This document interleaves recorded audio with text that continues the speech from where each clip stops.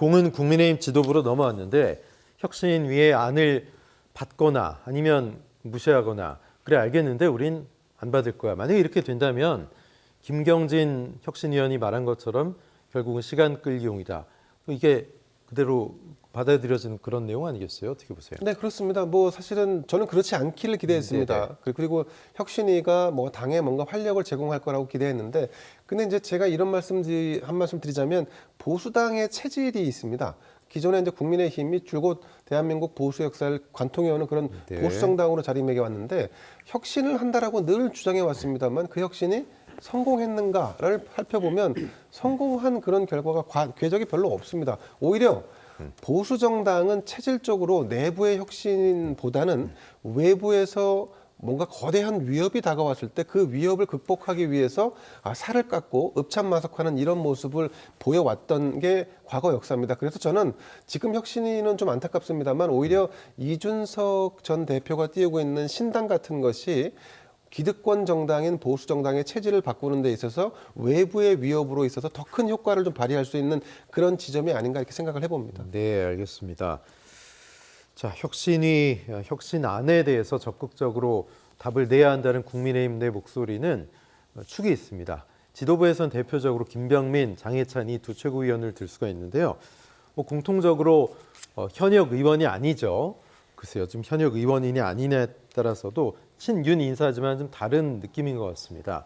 박 교수님 어떻게 보십니까? 뭐 개인적으로 김병민 최고 같은 경우야 서울이 출마 지역구니까 네네. 지금 서울 같은 경우에 국민의힘에 대한 지지율이 안 좋거든요. 네. 그럼 뭔가 용태의 모습, 그다음에 자기 희생의 모습 이런 게 지금 당 지도부에게 필요하다라는 것에 공감을 할 겁니다. 장해찬 최고 같은 경우에도 정치 신이다 보니 이런 게 필요하겠죠. 그럼에도 불구하고 너는 이런 흐름들이 당내에 이분들 말고도 있다라는 거예요. 왜 있냐?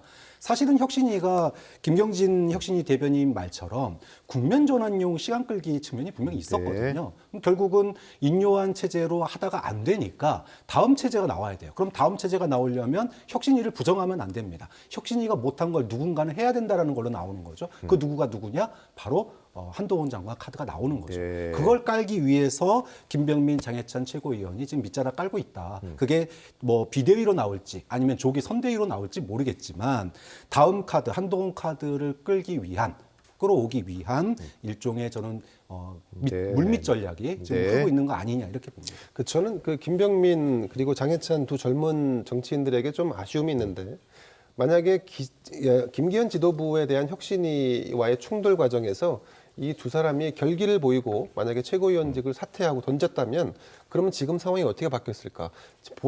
지금 현재보다 훨씬 더 많은 혁신안이 더 통과되거나 투영되거나 아니면 심지어는 김기현 지도부가 무너지고 비대위 체제로 전환되면서 당이 더 큰 활기를 띠지 않았을까. 그런데 이 두 사람마저도 사실은 그런 결기를 보여주지 못하고 본인의 공천, 본인의 어떤 국회의원 입성 이런 부분에 방점을 찍고 조금 소극적으로 정치를 하는 부분에 대한 아쉬움이 있습니다. 네.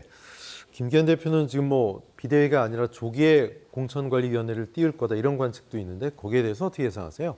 그러니까 공천관리위원회를 띄우고 말고가 중요한 것 같지는 않습니다.